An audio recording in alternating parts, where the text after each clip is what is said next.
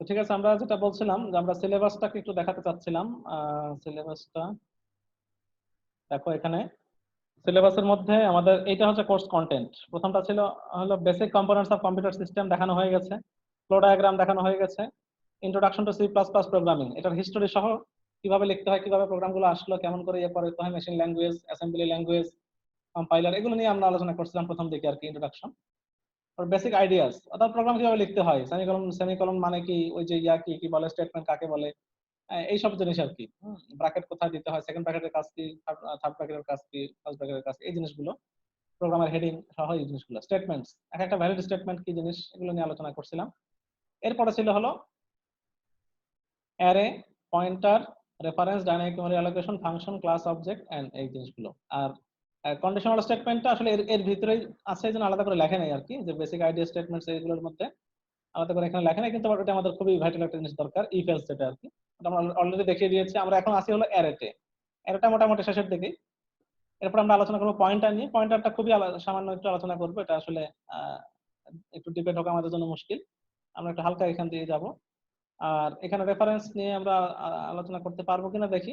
Dynamic memory location নিয়ে আমরা আলোচনা করবো, এটার এক্সাম্পলও দেখবো, ফাংশনটা আমরা বেশ একটু ভালো মতো দেখবো। আর ক্লাস অবজেক্ট নিয়ে আমরা শেষের দিকে যদি সময় পাই তাহলে কিছু টাস্ক দেওয়া হবে আর কি। আমি নিজেও আসলে এর খুব ডিপে জানি না আর কি, বাট এটা খুবই সি প্লাস প্লাস এর জন্য খুবই ভাইটাল একটা জিনিস আর কি। Just আমাদের জন্য যতটুকু দরকার অতটুকু আর কি দেখি, আমরা চেষ্টা করবো। আর লাস্টলি হচ্ছে আমাদের computer application to civil engineering problems, এটা হচ্ছে আমাদের মূল জিনিস। আমাদের উদ্দেশ্য হচ্ছে আগের যতগুলো টপিক আছে এই সবগুলো শিখে আমরা সিভিল ইঞ্জিনিয়ারিং প্রবলেম গুলোকে সলভ করতে পারি কিভাবে, এই প্রোগ্রামিং এর দ্বারা। এটা হলো আমাদের মূল উদ্দেশ্য। এই জন্য আমরা, যেহেতু এটা যদিও সবার শেষে আছে টপিকটা, কিন্তু আমরা প্রত্যেকটা টপিক যখন আমরা দেখাচ্ছি, যেমন অ্যারে, পয়েন্টার, এগুলোর সাথে সাথে আমরা চেষ্টা করব যে এইটা রিলেটেড কোনো যদি কোনো সিভিল ইঞ্জিনিয়ারিং প্রবলেম থাকে সেটার সাথে সাথে দেখিয়ে দেওয়া। আর সবগুলো টপিক শেষ করার পরে আমরা শেষের দিকে এসে সবগুলোকে কম্বাইন করে, কম্বাইন্ডলি আমাদের সিভিল ইঞ্জিনিয়ারিং প্রবলেমে কি কি ধরনের অ্যাপ্লিকেশন হতে পারে। তো হতে পারে কোনো কোনো প্রোগ্রামের মধ্যে অ্যারে, পয়েন্টার এবং ফাংশন তিনটার ইউজ আছে। আবার কোনো কোনো প্রবলেম হতে পারে যে ওই ইফ এলস এবং অ্যারে এই দুটার ইউজ আছে। আবার কোনো কোনো হতে পারে যে ক্লাস অবজেক্ট এবং অ্যারে এবং পয়েন্টার এই তিনটা, এরকম হতে পারে মাল্টিপল। আমাদের এক একটা প্রবলেম সলভ করতে গেলে তো শুধু একটা সিঙ্গেল টপিক দিয়ে সলভ করা যাবে বিষয়টা এরকম না। অনেক প্রবলেম সলভ করতে গেলে তোমাকে মাল্টিপল টপিক দিয়ে তোমাকে কাজ করতে হবে। যেমন আমাদের জিপিএ ক্যালকুলেশনের যে প্রোগ্রামটা, এটা আমরা দেখাবো পরে, এটা করতে গেলে আমাকে সেখানে অ্যারেও লাগবে, ইফ এলসও লাগবে, তো এরকম লুপও লাগবে আর কি, এই জিনিসগুলো লাগবে আর কি। তো তিনটার ওখানে সমন্বয় করতে হবে। তো ঠিক আছে, আমাদের এই পর্যন্ত থাকলো। আমরা একটু ওভারভিউ দিলাম। আমরা আজকে একটু মিক্সড প্রবলেম দেখাই, ছোট ছোট কিছু ইন্টারেস্টিং প্রবলেম, এটা তোমরা নিজেরা পারবে আর কি, আশা করা যায়। আমরা দেখো এখানে আমাদের একটা ম্যাথমেটিক্যাল প্রবলেম থেকে শুরু করি। আমি এটা লেখাই ছিল, জাস্ট ওপেন করে রাখছি আর কি, যাতে আলাদা করে লিখতে না হয়, লিখতে গেলে সময় নষ্ট হবে এই জন্য। তো একটু দেখো, এটা হলো আমরা একটা কি বলা যায় অবজেক্ট, সেটা স্কোয়ার অথবা রেক্টাঙ্গেল কিনা এটা আমরা আইডেন্টিফাই করব এবং তার এরিয়া নির্ণয় করব। ঠিক আছে, তো এখানে একটা জিনিস দেখো, আমরা ইন্টিজার হিসেবে দিছি, ফ্লোট হিসেবে দিলে আরো ভালো আর কি। দেখো ইনক্লুড আইওস্ট্রিম আমরা লিখছি ইন্ট এল এবং বি। এলটাকে আমরা ডিনোট করছি লেন্থ হিসেবে, বিটাকে আমরা উইডথ হিসেবে দিছি।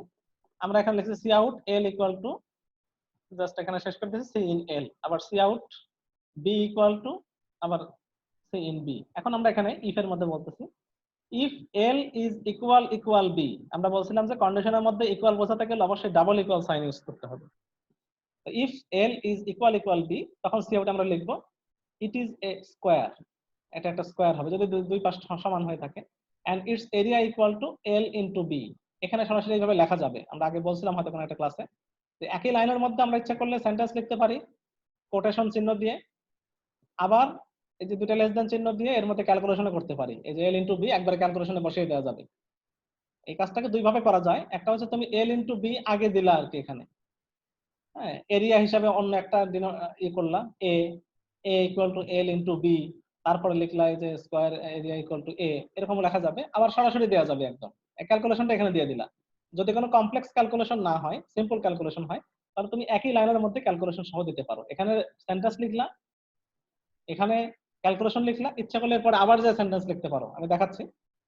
তাহলে এটা একটা গেল, যে যদি এল এবং বি সমান হয় তাহলে স্কয়ার হবে এবং তার এরিয়া হবে দুটোর গুণফল, তাই তো, একই। আবার এলস, যদি এই দুটো সমান না হয়, সমান না হওয়া মানে হচ্ছে রেক্টাঙ্গেল হবে, যেটা বড় যেটা ছোট হতে পারে, যে কোনো একটা ছোট বড় হতে পারে। আমরা ডিনোট করে দেই নাই যে এলটাই বড় হবে বিটাই ছোট হবে, তার কিছু বলে নেই এখানে। ছোট বড় হলেই সেটাকে ধরে নেবে রেক্টাঙ্গেল হিসাবে। It is a rectangle and its area is L into B. Calculation same, কিন্তু ওখানে দুটো সমান হওয়ার কারণে স্কয়ার হিসাবে আসবে, আর এখানে দুটো অসমান হওয়ার কারণে জাস্ট গুণ হিসাবে আসবে আর কি। এই আমরা যদি একটু রান দেই প্রোগ্রামটা, দেখো এল ইকুয়াল টু কত, আমি বললাম L equal to 6, B equal to 6, তখন বলছে it is a square and its area equal to 36। হ্যাঁ, এটা একটা গেল। সেকেন্ড যদি আমি অসমান ভাবে দেই, যে এল দিলাম বি 10 এবং বি দিলাম হচ্ছে আমি 4, তখন বলছে it is a rectangle and its area is 40। হ্যাঁ, তো সুতরাং ক্যালকুলেশন ঠিক আছে। এখন এই জিনিসগুলো কোন ইউনিট যদি আমি দিতে চাই, যদি কোন ইউনিট দিতে চাই, তো আমি ইচ্ছা করলে এর পরে বসাই দেবো। যেটা বললাম যে আমি ইচ্ছা করলে এর পরেও আমি লাইন লিখতে পারি, এখানে লিখে দিলাম। আমি এখানে কি ইউনিটটা তো আমি বলতে পারতেছি না, আমি একবারে বললাম যে এটা হচ্ছে একটা স্কয়ার ইউনিট বলে দিলাম, যে ইউনিটে থাকুক সেটা একটা স্কয়ার ইউনিট থাকবে আর কি। হ্যাঁ, বর্গ বর্গ একক, আমি এখানেও সেটা বসিয়ে দিলাম স্কয়ার ইউনিট। দেওয়ার পরে আবার তোমাকে চিহ্নটা দিতে হবে হ্যান্ডেলের আগে, এখানেও তাই। যদি হয় তাহলে এইভাবে লেখা যাবে। দেখো তো, তুমি প্রথমে সিআউটের পরে প্রথমে লাইন লিখছো সেন্টেন্স, এরপরে ক্যালকুলেশন লিখছো, এরপর আবার তুমি আরেকটা সেন্টেন্স লিখছো। ইচ্ছা করলে আবার এরপরে ক্যালকুলেশন, আবার সেন্টেন্স, আবার সেন্টেন্স, ক্যালকুলেশন, একাধিক সেন্টেন্স একাধিক ক্যালকুলেশন লিখতে পারো, কোনো সমস্যা নেই। আমি আবার একটু রান দেই এটাকে, দেখি 5 5 দিলাম। It is a square and its area equal to 25 square unit. এখন দেখো 25 এবং স্কয়ারটা একসাথে লেগে গেছে, তার মানে আমাকে ডেকোরেশনটা একটু ভালো মতো করতে হবে, যে লাগানো যাবে না। এই যে এই ক্যালকুলেশনের পরেই এই লাইনটা চলে আসতেছে, মানে এই শব্দগুলো আর কি। কারণ এখানে একটা গ্যাপ রাখতে হবে, একটা গ্যাপ, এখানে একটা গ্যাপ। গ্যাপ রাখলে কি হবে, ওই স্পেসটা সে নিয়ে নিবে, দেখতে সুন্দর লাগবে, জিনিসটা বুঝতে সহজ হবে আর কি। এখন যদি 5 আর 5 দেই, দেখো এখন সুন্দর দেখা যাচ্ছে। It is a square and its area equal to 25 square unit. আবার যদি আমি রেক্টাঙ্গেল বানাই এটাকে সামহাউ, আমি 6 দিলাম আর 3 দিলাম, মানে it is a rectangle and its area equal to 18 square unit. এই এখন যদি দশমিকের পরে কোনো ডিজিট আসে বা এরকমই হয়, তোমার অবশ্যই এখানে ফ্লোট ইউজ করতে হবে। ফ্লোট ফ্লোট দিলে আর কোনো ঝামেলা নাই, তোমার পয়েন্টের পরে যদি কোনো সংখ্যা আসে, ফ্র্যাকশনাল নাম্বার আসে, কোনো অসুবিধা নাই। তুমি যেমন এটা দিলা, এটা হলো 30 এল, আর বিটা হচ্ছে 18.5। Okay, it is a rectangle, its area equal to 555। আচ্ছা, এখানে দশমিকের পরে কিছু আসে নাই রেজাল্টে। আর যদি এরকম দশমিকের পরেও কিছু আসে, যেমন এটা দিলাম আমি 7.5, এটাও 7.5, তার মানে it is a square and its area equal to 56.25 square unit. Okay, তাহলে ফ্লোট দিলে আমার একদম পারফেক্ট হবে। সেক্ষেত্রে আর কোনো, যদি ফ্র্যাকশনাল নাম্বার আসেও কোনো অসুবিধা হবে না। এটা একটা সিম্পল প্রোগ্রাম, একদমই সিম্পল। এরকম আরো বেশ কিছু প্রোগ্রাম আমরা দেখবো আমাদের সিভিলের যে সমস্ত প্রবলেম আছে। তো আমরা যেহেতু ক্লাস শুরু করছো কেবল, অন্যান্য সলিড মেকানিক্স বা ফ্লুইড মেকানিক্স ক্লাসগুলো যখন একটু রান করবে, আরো 2-4টা ক্লাস হবে, আমরা তখন ওইখানকার কিছু প্রবলেম আমরা এখান থেকে সলভ করে দেখাবো আর কি, যে প্রোগ্রামিং দিয়ে কিভাবে সলভ করা যায়। ওকে, আমরা এখানে একটা মজার প্রোগ্রাম দেখাই। সেকেন্ড, এটা জাস্ট আসলে কোনো টপিকের মধ্যে পড়ে না, মানে এমনি জাস্ট একটু মজা করার জন্য আর কি। কিছু আছে না এরকম মজার কিছু প্রোগ্রাম থাকে, ওরকম একটা প্রোগ্রাম আর কি এটা। দেখো, এই প্রোগ্রামটা হচ্ছে, তুমি একটার পর একটা নাম্বার এন্ট্রি দিতে থাকবা, যতক্ষণ পর্যন্ত তুমি জিরো ইনপুট না দিবা ততক্ষণ পর্যন্ত সে নাম্বার এন্ট্রি নিতেই থাকবে। যখনই জিরো দিয়ে দিবা, ওই সময় সে প্রোগ্রামটাকে ক্লোজ করে দিবে। দেখো, এখানে ফ্লোট হিসাবে ডিনোট করছে নাম্বার, ফ্লোট একটা ভেরিয়েবলকে দেখছে নাম্বার, আর হচ্ছে সাম ইকুয়াল টু 0.0। এখন ডু ডু হোয়াইল লুপ দিয়ে কাজ করছে, ডু তে দিয়ে এসে সে লিখছে ডু এর মধ্যে C out enter a number, C in number, sum equal to sum plus number. বাস, ডু এর মধ্যে এই কাজটা করছে, এই লুপটাকে চালাইছে। এখন while number is not equal to 0.0, অর্থাৎ নাম্বারটা যতক্ষণ জিরো না হয় ততক্ষণ পর্যন্ত ডু লুপটা চলতে থাকবে। আর সি আউট এসে লাগবে টোটাল সাম ইকুয়াল টু সাম, অর্থাৎ যখনই জিরো হয়ে যাবে তখনই সে ডু হোয়াইল লুপটাকে ক্লোজ করে দিবে। জিরো না হওয়া পর্যন্ত সে চালাতে থাকবে লুপ। আমরা এর আগ পর্যন্ত দেখছি গ্রেটার দ্যান অথবা লেস দ্যান পর্যন্ত, যে number is greater than equal to 10 অথবা লেস দ্যান ইকুয়াল টু 100 এরকম। আর এখানে আমরা বলতেছি number is not equal two 0, নাম্বারটা যতক্ষণ পর্যন্ত নট জিরো থাকবে ততক্ষণ পর্যন্ত ডু লুপটা চলতে থাকবে। যখনই জিরো হয়ে যাবে তখনই শেষ করে দিবে, এবং তখন টোটাল সাম ইকুয়াল টু সাম। অর্থাৎ সে প্রত্যেকবার একটা করে নাম্বার ইনপুট নিবে, আর সে সামের সাথে যোগ করতে থাকবে, যোগ করতে থাকবে। নিতে নিতে নিতে নিতে যেই 0 হয়ে যাবে তখনই প্রোগ্রামটা শেষ করে দিয়ে লাস্ট কত যোগফল ছিল সেটাকে সে শো করবে আর কি। এখানে আমরা একটু দেখাই। দেখো এন্টার এ নাম্বার আমরা দিলাম ধরো 3, এন্টার এ নাম্বার আবার চাচ্ছে, আবার দিলাম 2, সরি আচ্ছা এন্টার এ নাম্বার আবার দিলাম 2, এন্টার এ নাম্বার আবার দিলাম 1, এইভাবে সে নিতেই থাকবে। এখন 0 যদি দেই তাহলে যোগফলটা কত হওয়ার কথা? আমি প্রথমে ইনপুট দিছি 3, তারপর 2, তারপর 2, তারপর 1, তার মানে 3 2 5, 2 7 8 হওয়ার কথা। তার মানে দেখো টোটাল সাম ইকুয়াল টু 8। তো তুমি যতক্ষণ পর্যন্ত তুমি ইনপুট দিতে থাকবে সে নিতেই থাকবে যতক্ষণ পর্যন্ত তুমি 0 না দাও। দেখো আমি আরেকটু দেখাই। এন্টার নাম্বার আমি ইচ্ছা মতো দিতে থাকলাম, enter number non zero number input দিতে থাকলাম ইচ্ছা মতো। সে নিচ্ছে তো নিচ্ছেই, হ্যাঁ কোনো ইয়া নাই, কি বলে, তো অনেকগুলো নাম্বার আমি ইনপুট দিয়ে ফেলেছি অলরেডি। এখন যদি 0 দেই এটাকে শেষ করে দিবে। টোটাল সাম ইকুয়াল টু 328। তুমি যদি এখন 1000 2000 নাম্বার ইনপুট দিতে থাকো সে নিতেই থাকবে যতক্ষণ পর্যন্ত তুমি 0 ইনপুট না দিবা ততক্ষণ পর্যন্ত সে নিতেই থাকবে নাম্বার, নিতে থাকবে আর যোগ করতে থাকবে, নিতে থাকবে যোগ করতে থাকবে। যেই 0 দিবা তখনই সে লুপটাকে শেষ করবে এবং লাস্ট যোগফলটাকে সে দেখাবে, আর লেটেস্ট যোগফল যেটা আর কি সেটা। এই এটা একটা জাস্ট ইন্টারেস্টিং একটা প্রবলেম এই আর কি। আচ্ছা এখন আসি আমাদের আরেকটা কাজের প্রবলেম দেখাই, ডিসকাউন্টের একটা প্রবলেম। দেখো এখানে প্রবলেমটা হলো লেখা নাই, আচ্ছা আমি একটু বলে দিই মুখে, যেহেতু এটা ভিডিও রেকর্ডিংও থাকবে আমি মুখে বলি আর কি প্রবলেমটা। মনে করো তুমি কিছু জিনিস কিনবা আর কি, দোকান থেকে কিছু জিনিস কিনবা তুমি, তো ওখানে ইউনিট প্রাইস আছে আর কি। মনে করো যে একটা জিনিসের প্রাইস আছে ইউনিট প্রাইস, আর তুমি নাম্বার অফ কি বলা যায় গুড তুমি কিনবা পারচেস করবা। তো একটা হচ্ছে নাম্বার, তুমি 10 পিস কিনবা, এক এক টাকার ইউনিট প্রাইস আছে। এখন তোমার এই টোটাল যে বিল আসবে, টোটাল টাকা যেটা আসবে, এই টোটাল টাকাটা যদি 5000 টাকার বেশি হয় তাহলে তুমি ডিসকাউন্ট পাবা, 10% ডিসকাউন্ট পাবা। আর যদি 5000 বা এর থেকে কম হয় বিলটা তাহলে কোনো ডিসকাউন্ট পাবা না আর। তো আমরা আসলে এই এই প্রোগ্রামে যেটা হিসাব করব যে আমরা কোয়ান্টিটি ইনপুট দেব, অর্থাৎ number of thing, number of goods, আর একটা হচ্ছে এন্টারপ্রাইজ। প্রাইস বলতে আসলে এখানে ইউনিট প্রাইস, আচ্ছা ইউনিট লিখে দেয় তাহলে আরো বুঝতে সুবিধা হবে। ইউনিট প্রাইস একক মূল্য কত, আর কোয়ান্টিটি কত, তাহলে কোয়ান্টিটিকে একক প্রাইস দিয়ে গুণ করলে তখন তুমি টোটাল প্রাইসটা পাবা। তো তখন টোটাল প্রাইসটা 5000 বেশি হচ্ছে কিনা এইটাকে আমাকে এখন চেক করতে হবে। তাহলে আসো আমরা এখানে এটা লিখে ই করছে যে ইন্টিজার হিসেবে ডিনোট করছে টোটাল এক্স, টোটাল এক্সপেন্ডিচার আর কি বলছে, সংক্ষেপে লিখতে হবে টোটাল এক্স লিখছে আর কি। শুধু কিউটি ওয়াই দিয়ে বোঝাচ্ছে হলো কোয়ান্টিটি, প্রাইস দিয়ে বোঝাচ্ছে ইউনিট প্রাইস, আর ডিসকাউন্ট মানে ডিসকাউন্ট। ওকে তাহলে আমরা আসি, সি আউটে লিখছে এন্টার কোয়ান্টিটি, প্রথমে কোয়ান্টিটি লিখতেছে কিউটি ওয়াই, সি ইন করছে। সি আউটের পরে এন্টার ইউনিট প্রাইস, প্রত্যেকটার একক মূল্য কত, সি ইন প্রাইস। এখন টোটাল এক্সপেন্ডিচার হবে আমাদের ইকুয়াল টু, টোটাল এক্সপেন্ডিচার হবে equal to quantity into price. হ্যাঁ ইউনিট প্রাইসের সাথে কোয়ান্টিটি গুণ করলে যেটা হবে সেটা হবে টোটাল এক্সপেন্স আর কি। এখন আসি, if total expense is greater than 5000, total expense যদি 5000 এর বেশি হয় তখন সে ডিসকাউন্ট পাবে। ডিসকাউন্ট ইকুয়াল টু হবে টোটাল এক্সপেন্স ইনটু 0.1, অর্থাৎ 10% ডিসকাউন্ট। টোটাল এক্সপেন্ডিচারের 10% ডিসকাউন্ট সে পাবে। তাহলে ডিসকাউন্টের পরিমাণটা হবে টোটাল এক্সপেন্স ইনটু 0.1, 10%। আর টোটাল এক্সপেন্সটা তখন কত হবে?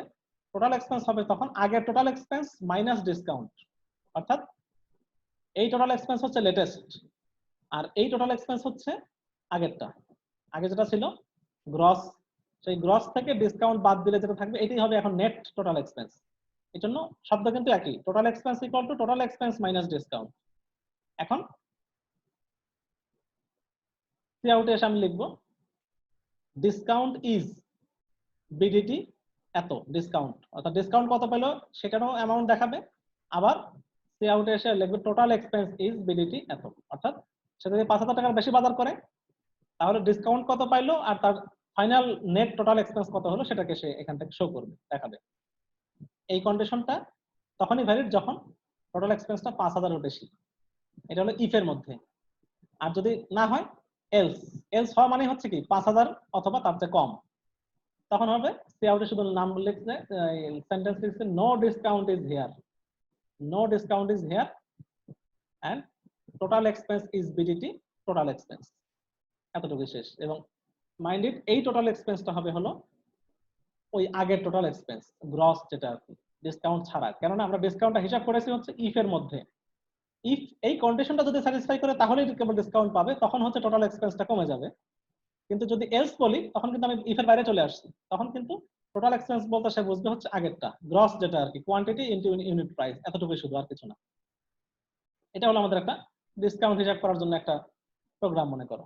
আমরা যদি রান দেই এটাকে, আমরা দিলাম কোয়ান্টিটি হচ্ছে 10টা, এক একটার ইউনিট প্রাইস হচ্ছে মনে করো 300 টাকা। তাহলে no discount is here, total expense is BDT 3000।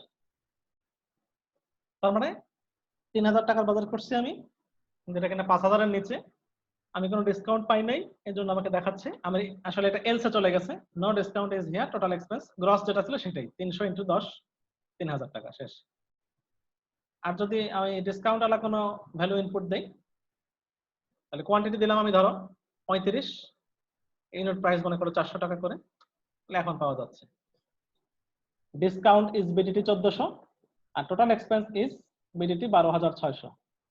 Ultimately 35 into 400 গুণ করলে কত হবে, মানে যেটা আমাদের মেইন যেটা ইয়া ছিল, আমাদের মূল বা কি বলে এটাকে, গ্রস যেটা আমাদের এক্সপেন্ডিচার ছিল সেটা ছিল 35 ইন্টু 400, মানে এটা হচ্ছে 14000 ছিল টোটাল আর কি।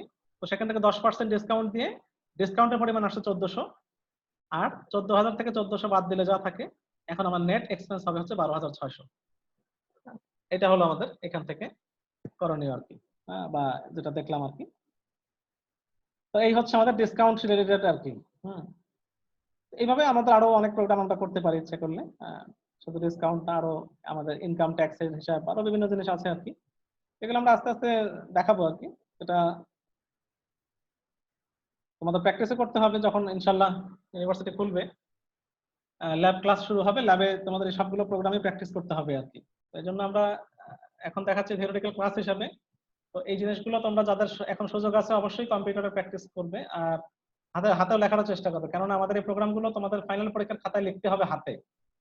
তো থিওরি ক্লাসের যেটা, এটা হাতে কলমে খাতায় লিখতে হবে, আর ল্যাব ক্লাসেরটা ল্যাবে কম্পিউটারে তোমাকে টাইপ করতে হবে। সো টাইপিং এবং হাতে লেখা দুটাকেই তোমার প্যারালালি চালাতে হবে, এবং প্রোগ্রামের মূল লজিক গুলো ধরার চেষ্টা করতে হবে আর কি। এজন্য প্র্যাকটিস মাস্ট, তোমাকে প্র্যাকটিস করতেই হবে।